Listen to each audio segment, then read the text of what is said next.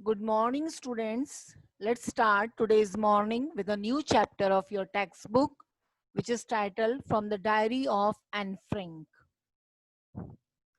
So, let's see about the author. Anne Frank, 12 जून 1929 को इनका birth हुआ और मार्च 1945 तक ये रही. वॉज अ जर्मन ज्यू.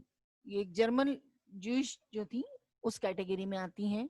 The 12-year-old Jewish girl wrote the diary of Anne Frank while in hiding with her family and four friends in Amsterdam during the Nazis' occupation of the Netherlands in World War II.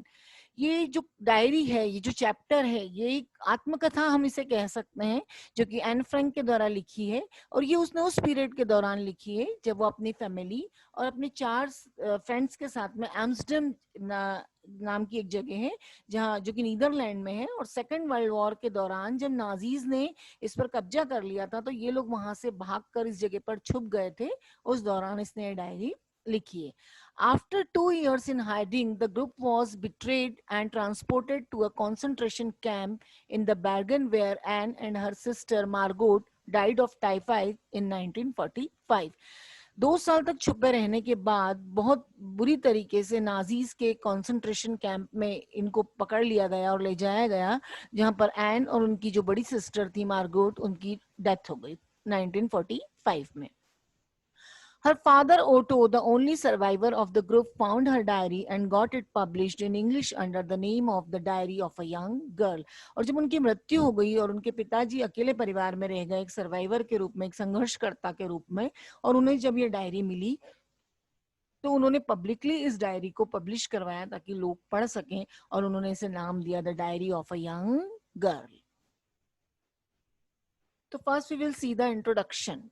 Anne Frank was a young Jewish girl. She lived with her parents in Germany. Anne Frank एक young Jewish girl थी जो कि अपने parents के साथ Germany में रहती थी. But Hitler's Nazi party was against the Jews. आपने नाजी का जो पूरा लेसन है सोशल साइंस में आप 9th में पढ़ चुके हैं. ये बहुत एक अत्याचारी राजा के रूप में जाना जाता है और इसने चूंकि ज्यूइश का सख्त विरोधी था तो इन लोगों को, एन की फैमिली को भी बहुत इसका विरोध सहना पड़ा. The Nazis were killing the Jews or forcing them to work in the concentration camp. जैसा कि आप देख रहे हैं कि नाजीज जो थे इन्होंने फोर्स किया ज्यूज को कि वो जाकर अपने उनके जो कंसंट्रेशन कैंप्स हैं उनमें जाकर काम करें. The Frank family fled from Germany in 1933 and took shelters in the Netherlands. वहां से जो ज्यूइश फैमिली थी, एन की जो फैमिली थी, वो वहां से निकलकर बाहर आ गई और नीदरलैंड में ये लोग रहने लगे. But in 1940 Germany attack the Netherlands and captured it. लेकिन 1940 में जर्मनी ने नीदरलैंड पर अटैक किया और उसको अपने कब्जे में ले लिया. Now the Nazis started arresting the Jews and sending them to the concentration camp. अब नाजी अपने जो एम था उसमें सक्सेसफुल रहे. उन्होंने जितने भी ज्यूज थे उनको पकड़ा और कंसंट्रेशन कैंप में काम करने के लिए ले गए. The Frank family went into hiding. जो फ्रैंक फैमिली थी, एन की जो फैमिली थी, वो छुप गई. They lived secretly in the upper floors of their business premises. वो जहां पर काम करते थे उस मंजिल की सबसे ऊंची बिल्डिंग पर, सबसे ऊपर फ्लोर पर जाकर वो छुप गए और वो वहां पर रहने लगे. दे हाइड देयर फॉर 25 मंथ. आप इमेजिन करिए वो 25 महीनों तक 25th मंथ तक वहां पर छुपे रहे. And their non Jewish friends give them food. और इस पूरे पीरियड के दौरान जो उनके एक मित्र थे जो कि नॉन ज्यूइश कैटेगरी में आते थे, उन्होंने उन्हें खाना वगैरह उपलब्ध करवाया.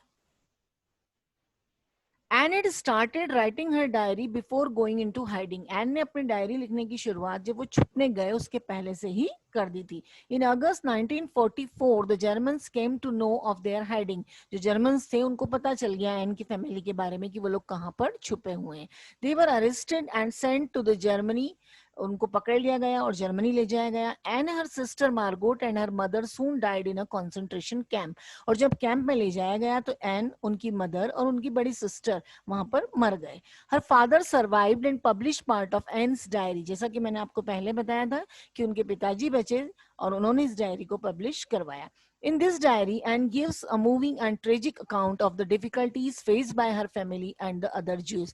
इस डायरी में एन ने उन सब चीजों के बारे में जिक्र किया है, स्पेशली उन परेशानियों के बारे में जो उसके परिवार और उसी ज्यूस लोगों ने सामना किया है. The part of the diary reproduced in this chapter is about the days when Anne was a schoolgirl and she and her family had not yet moved to the secret quarters. यहाँ हम इस diary में कुछ हिस्से उस समय के भी पढ़ेंगे जब एन जो है एक स्कूल गर्ल थी और वो अपनी फैमिली के साथ किसी सीक्रेट क्वार्टर में नहीं रहती थी, वो अपने रेसिडेंस पे रहती थी और उन्होंने किस तरह से अपनी स्कूल लाइफ में बहुत सारी चीजों को फेस किया, बहुत सारी चीजों को एंजॉय किया, वो हम सब इस चैप्टर में एन की डायरी के माध्यम से पढ़ेंगे. So theme of the story क्या है इस चैप्टर में? The Diary of Anne Frank and the given extract is one of the most authentic work describing the atrocities committed on the Jews during. इस diary में बिल्कुल जो भी चीजें लिखी गई हैं, जो भी डिस्क्रिप्शन लिखा हुआ है, उससे हमें पता चलता है कि ज्यूस ने उस समय किस तरीके का संघर्ष किया होगा, specially the Nazis occupation of the Netherland in the 1940. 1940 का जो समय काल रहा उसमें किस तरीके से नाजीज ने नीदरलैंड पर कब्जा किया, किस तरीके से ज्यूस लोगों को परेशान किया. It also provides an intimate account of daily life that her small groups led in hiding in the Amsterdam.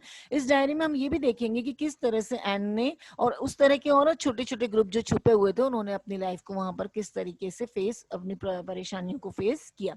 Her frankness, honesty and sincerity of description of her parents, friends and teachers make her writing the most important document of the Holocaust period. उस समय का जो period रहा उस समय में N को उसके फ्रेंड्स ने उसके टीचर्स ने किस तरीके से सपोर्ट किया और किस तरीके से एन ने अपनी फ्रैंकनेस, अपनी ईमानदारी और अपनी सिंसियरिटी को इस डायरी के माध्यम से लोगों तक पहुंचाया है. वो सारा कुछ इस चैप्टर में हम वन बाय वन पढ़ेंगे.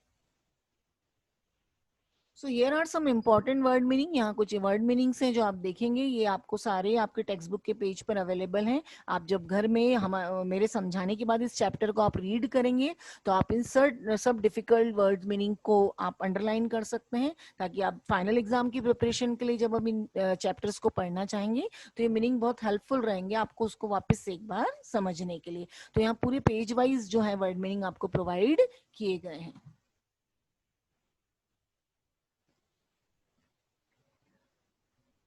ये पेज नंबर 52 के वर्ड मीनिंग है. After that page number 53 and 54.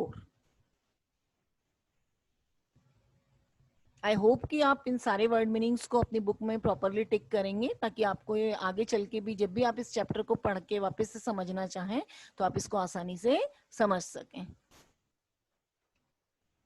Now you can see the summary of this chapter. This chapter is a part of Anne Frank's diary. Here she tells us about the early days of her life.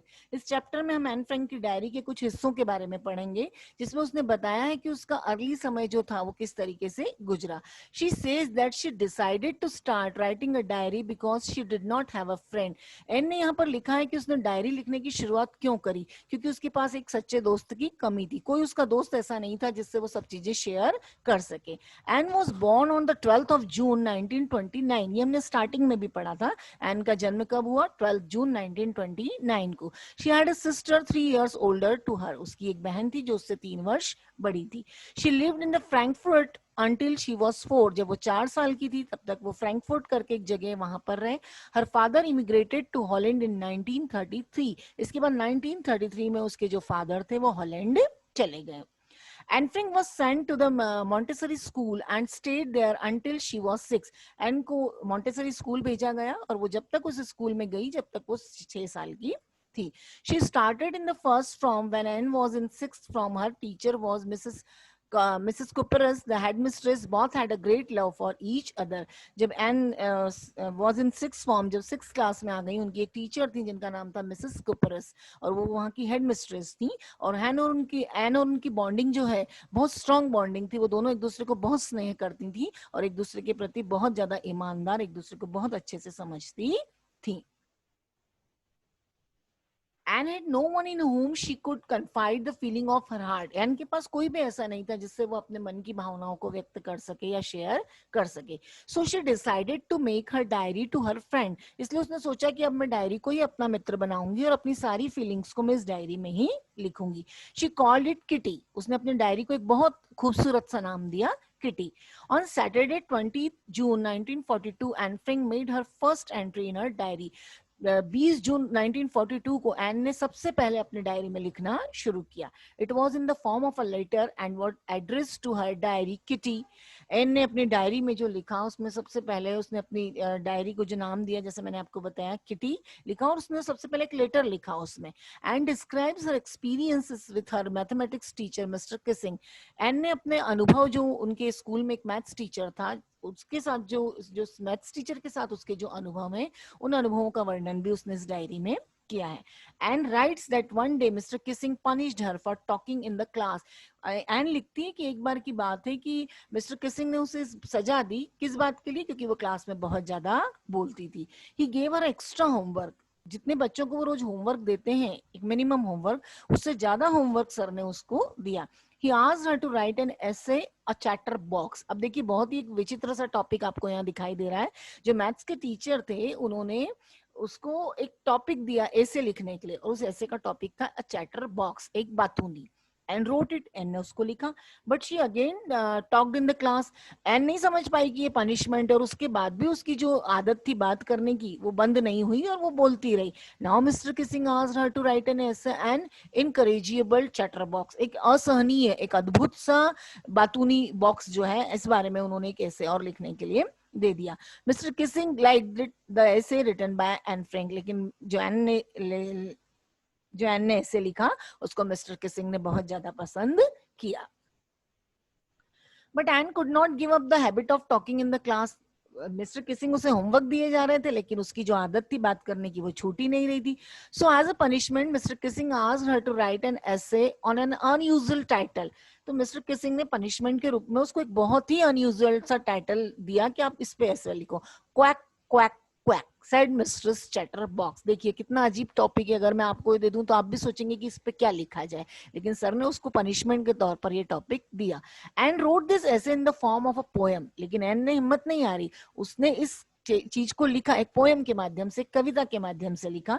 It was about a mother duck and the father swan. उसने लिखा कि एक mother duck थी और एक जो पिता हंस के रूप में था. The father bit the 3 duckling to death because they quack too much. उस पिता ने अपने तीनों बच्चों को मार दिया क्योंकि वो बहुत ज्यादा क्वैक क्वैक, वो बहुत ज्यादा बातूनी थे. It was a satire on mister Keesing. Definitely mister Keesing के लिए एक बहुत बड़ा सटायर था, एक बहुत बड़ा ताना था. But he took the joke in the right way. लेकिन मिस्टर किसिंग ने उसको एक जोक के माध्यम में लिया. And he read the poems to Anne's class and other classes too. उन्होंने एन की लिखी हुई पोएम को उसकी खुद की क्लास में और दूसरी क्लासेस में भी पढ़ा. He allowed Anne to talk in the class and never again give her extra homework. और इस बात से खुश होकर उन्होंने एन को परमिशन दे दी कि वो क्लास में बात कर सकती है, और उन्होंने उसके बाद कभी भी उसको एक्स्ट्रा होमवर्क नहीं दिया. तो it was really a heart touching moment which N described in his diary. बहुत ही एक बहुत अच्छा प्रसंग है जिसको एन ने अपनी डायरी में बहुत खूबसूरती के साथ लिखा. Tomorrow we will read some more interesting topic of this chapter. Till then, thank you very much.